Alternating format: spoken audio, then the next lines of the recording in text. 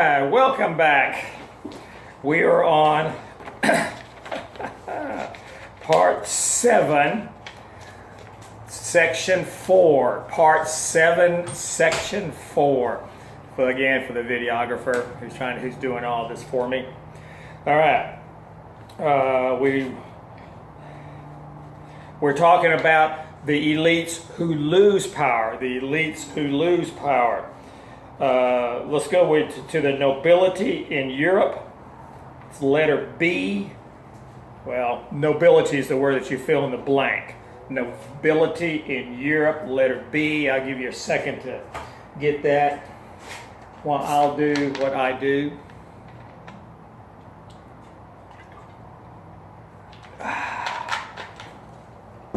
Don't tell Lily McKay I'm drinking so much Diet Dr. Pepper. She's pushing me to drink more water. But you need to drink more water. And I do. That's the sad thing about it. I can't get mad at her. I need to drink more water. All right, letter B, nobility in Europe. Nobles, in other words, aristocrats, in Western Europe had official titles of nobility and got money from large inherited estates throughout the centuries. Large inherited estates. Real quick, when the Roman Empire fell, there was no centralized government. It broke up into all these little city-states. All of Europe did. These little city-states were called feudal areas, the feudal manor. You had a lord, and he got to have all the peasants that were on his property, that kind of thing. All right, the tile of that land went by blood. So when that lord died, the oldest son got the land and got all the peasants, and on and on and on. Well, feudalism is gone now. But the people living on that land still have to pay a fee to this guy's great-great-great-great-great-great-great-great-grandson. Now, back in the day when the peasants paid a fee, which is part of their crops, they didn't mind it because the lord had this big honking castle they could run into for safety. The Lord provided protection to them. So they got something in return. Now the peasants are just paying money because that's how it's always been. And they're getting nothing in return, and they're getting pretty sick of it. All right. Get money from large inherited estates through the centuries. I mean, centuries this has been going on. And hence the phrase, old money. So now they are the elite. These nobility, these aristocrats.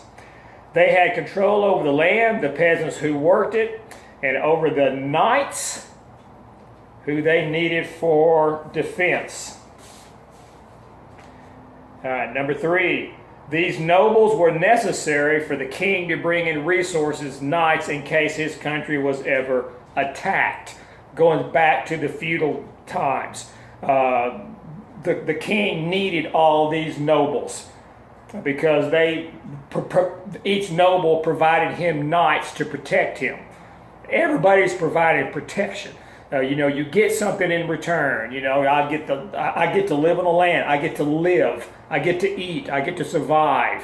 I had to give you a certain amount of my crops, but you give me protection. All right. Number 4.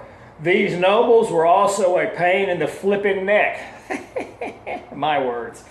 Because they could act together to challenge the power of the king. To challenge the power of the king. The nobles of Europe began to hate the growing middle class. And above middle in parentheses, put the merchants. They gained money through craft work, trade, and investments. Craft work, trade, and investments. All right. Number 6, the middle class were becoming increasingly wealthy and were making the decisions dealing with the economy. I mean, the merchants are the ones who have all the money now, the middle class. The nobility is saying, okay, we're going to raise everybody's taxes. And the merchant goes, no, you're not. We're going to keep it just like it is. We're not doing that. We control the money. You don't control the money. The nobles are starting to lose their elite status. Many nobles, aristocrats' influence began to decline. and fell into enormous debt. The nobles, have to pay for their Porsches. They would have to borrow money from the merchants. They didn't have the money. Economic changes were in the air. There was a social transformation. Now, what does social mean? Above social, put the word your neighbors. Your neighbors. Remember, political's the government. Economic is money. Social is your neighbors. So if a question on the AP test explain the socio-economic effect of, you got to say, how does it affect the neighbors and how does it deal with money?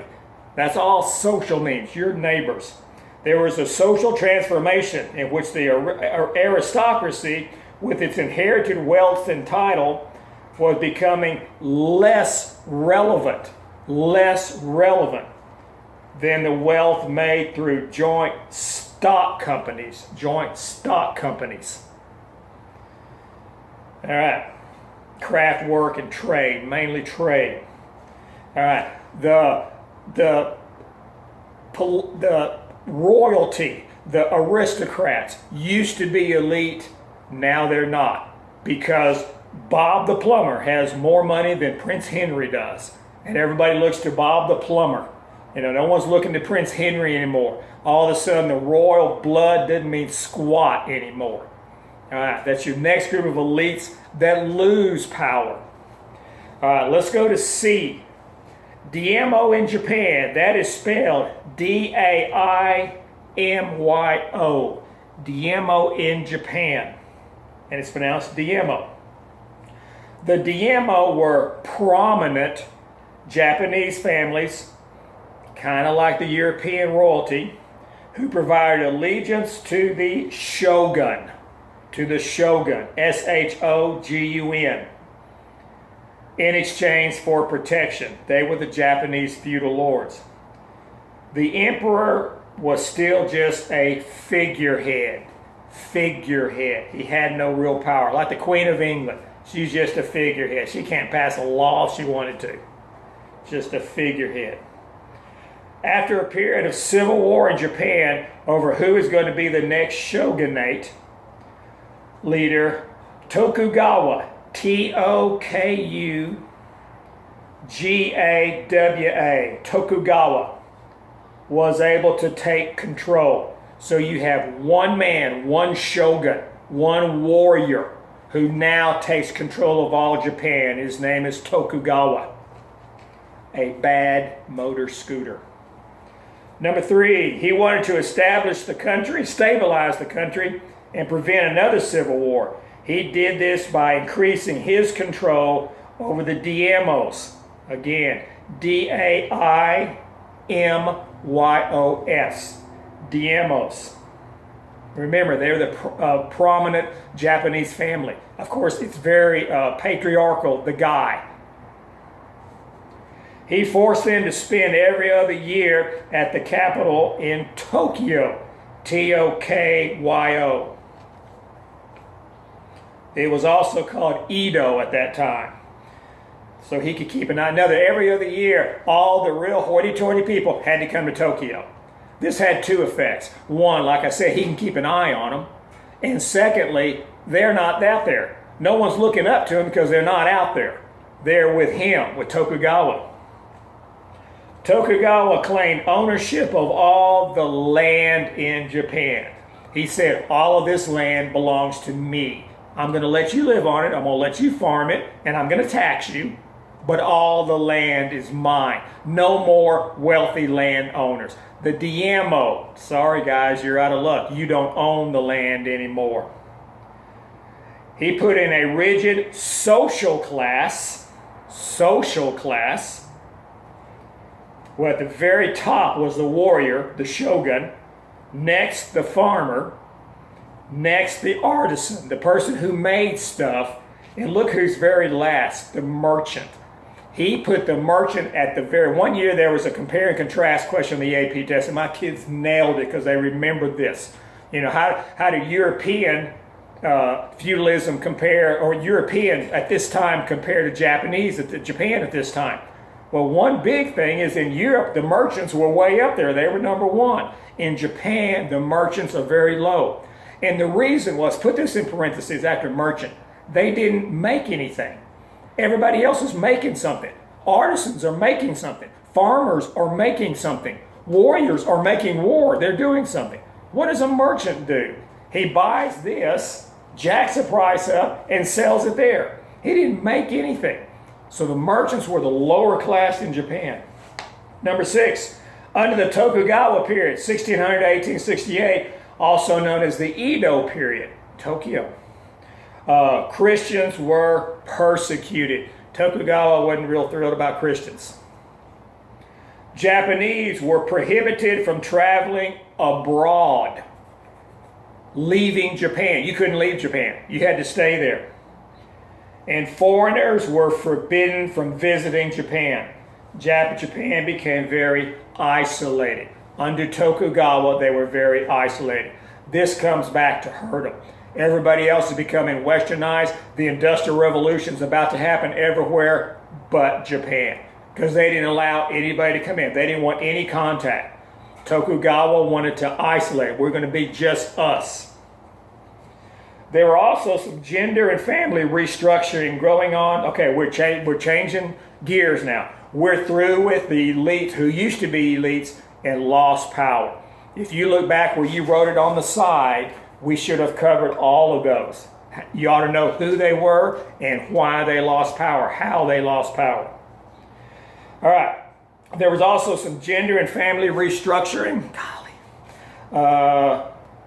During the early modern, including demographic changes in Africa. Under demographic, I put demographic first, then put population. That's what demographic means, population. Of course, why were there population changes in Africa? Slaves are being taken out. People are leaving. Demographic changes was a result of the slave trade in Africa. Number one, between 1500 and 1900, about 10 million slaves were taken from Africa's west coast for labor in the Americas. 10 million. That's more people than are in the classroom right now. Look around and count. That's more people than are in the classroom. During that same time period, 6 million left the East Coast. People don't get this. Slaves were taken from the East Coast too, for slaves in Asia. 8 million were enslaved within the African continent itself. Poor Africa just getting beat up from every direction. European and Asian population increased during the Columbian Exchange because of new crops. You know, you have all those new crops coming from the Americas, so you have more money. I mean, more food, more people. However, Africa saw a decline in population due to slavery. There was an emphasis on male slaves being taken, male slaves, so this caused an imbalance in the genders. Angola, which is in Southwest Africa, ended up with 65% of their population being female. We're going to stop it there.